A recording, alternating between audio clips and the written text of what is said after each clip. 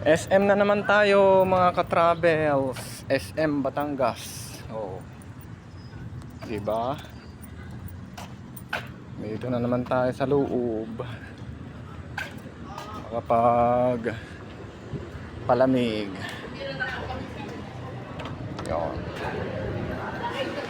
Init.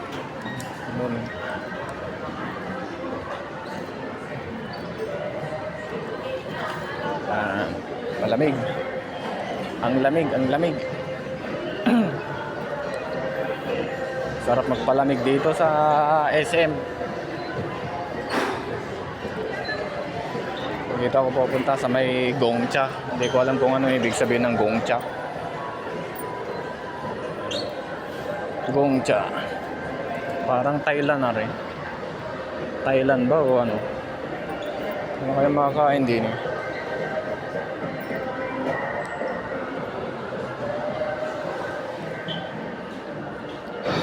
Yan.